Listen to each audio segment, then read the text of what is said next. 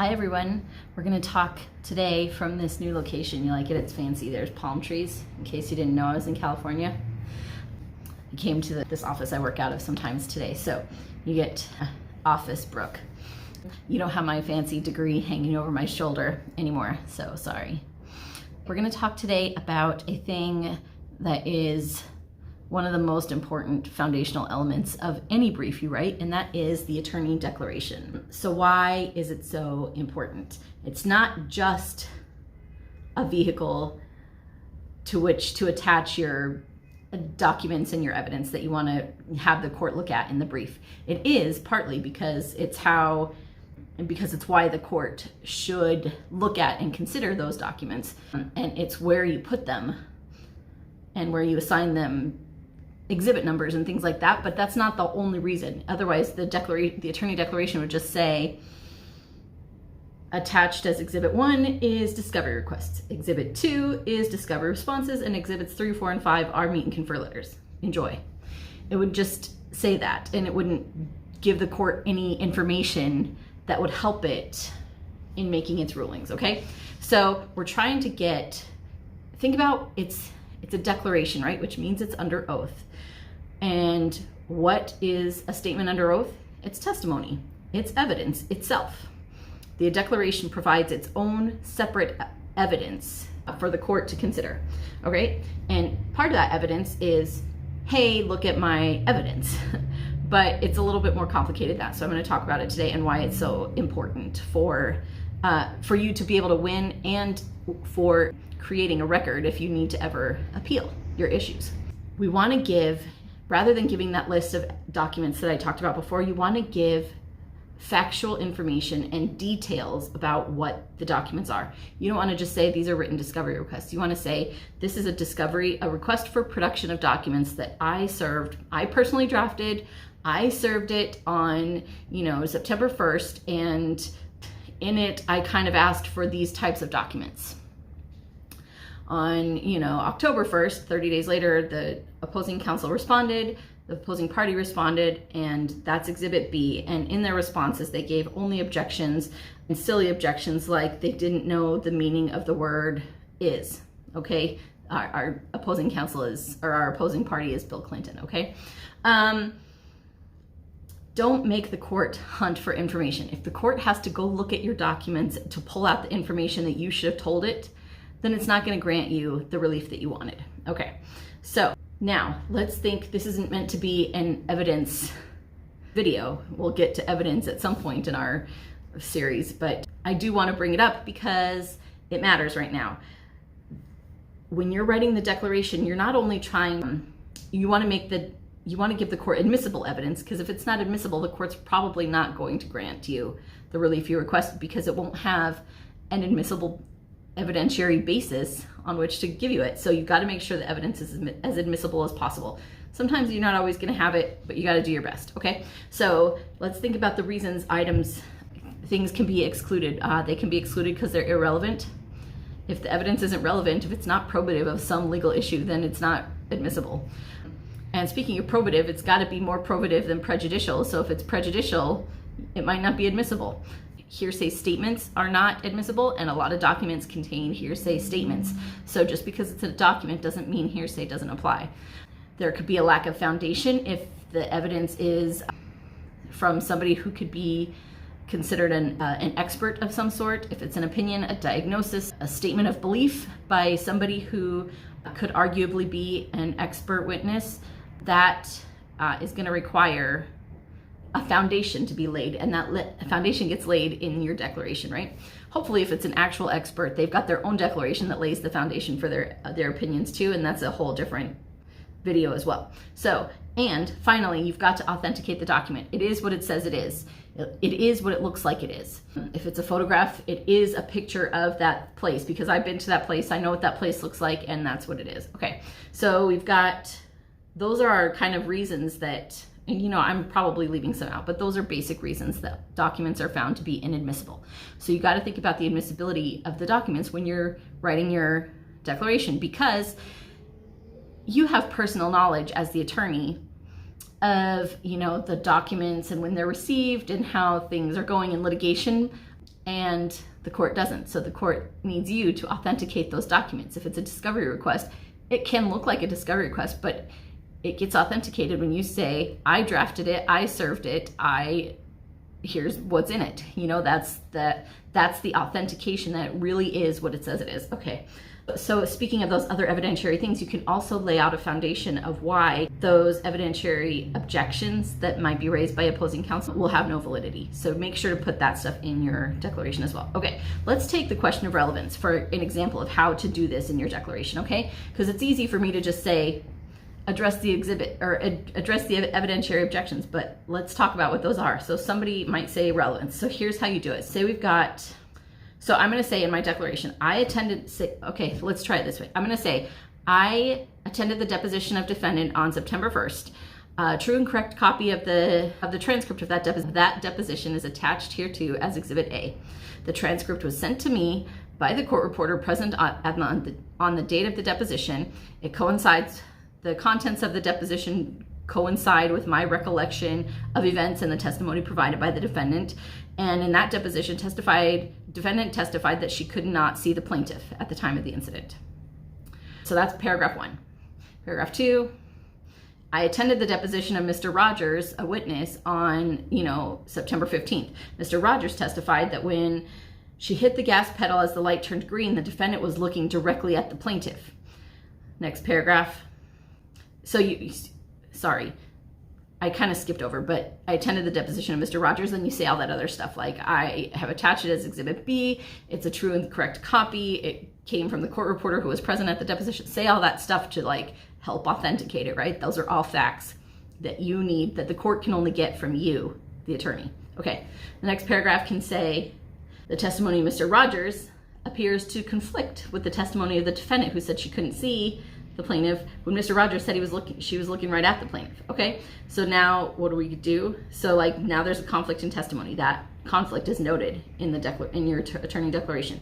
The next paragraph can be something like, meanwhile, document X was produced by the defendant in her written discovery responses that were produced on October 1st after her deposition was taken. This document was a prescription from her eye doctor, which shows that she needs glasses.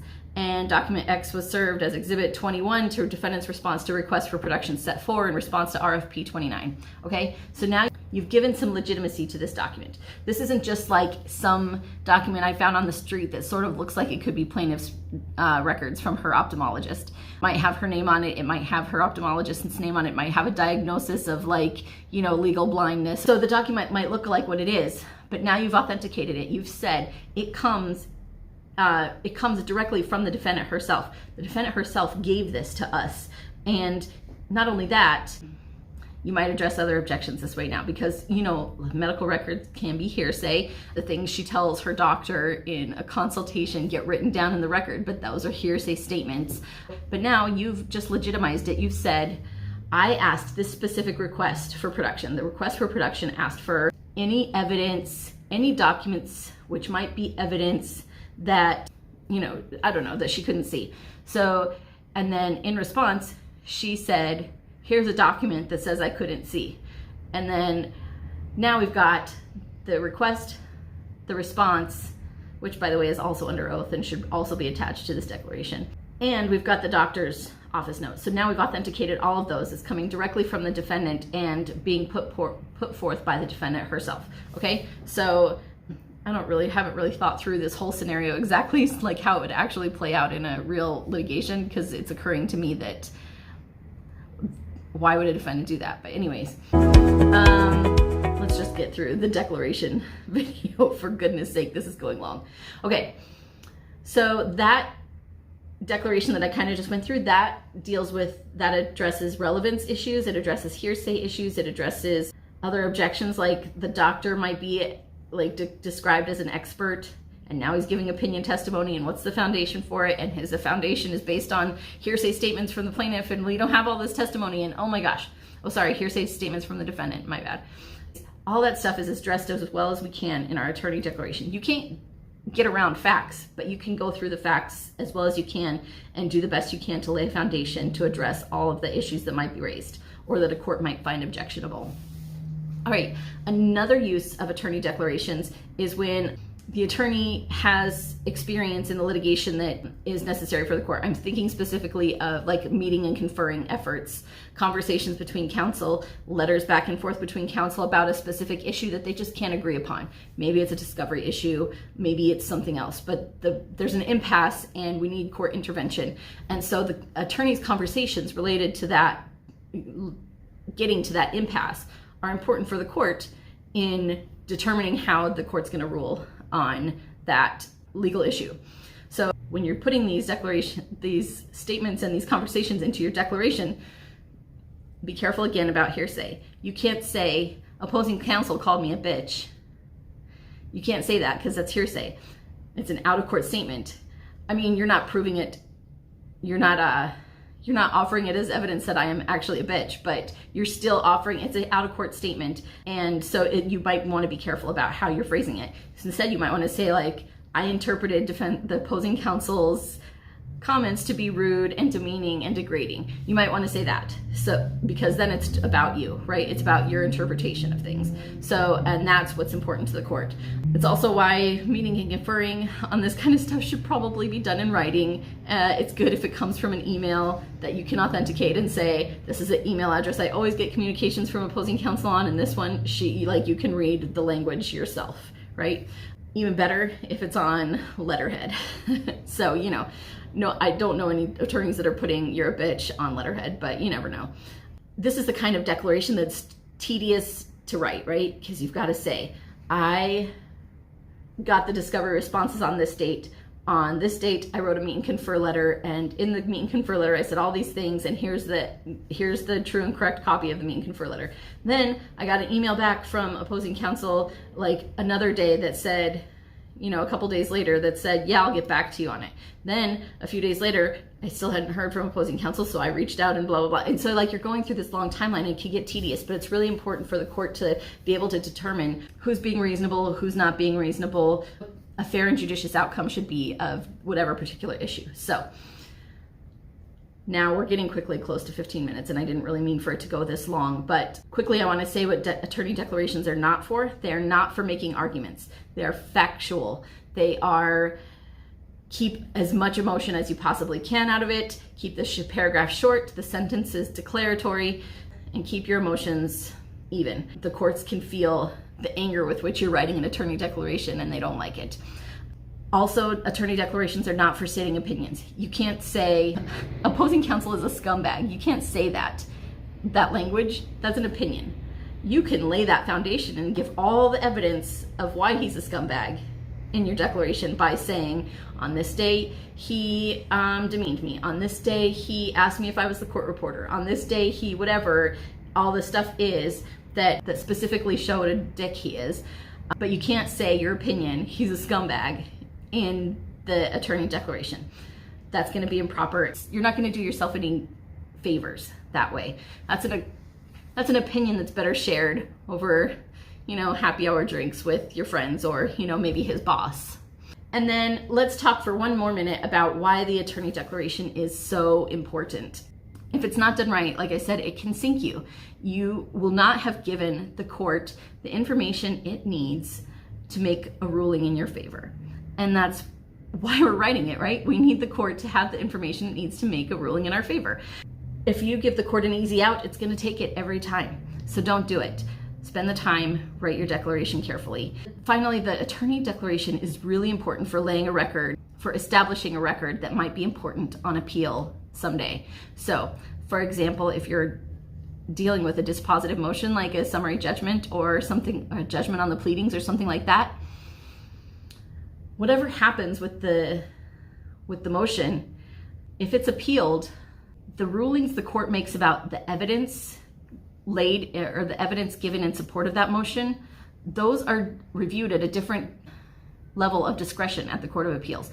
So a dispositive motion like judgment on the pleadings and summary judgment, things like that, those are reviewed de novo at the Court of Appeals. The Court of Appeals is going to look at them with a fresh eye without considering any of the court's logic or findings or anything like that. They're just going to take it on fresh as if nobody had ever considered it before. They're going to give it a fresh look.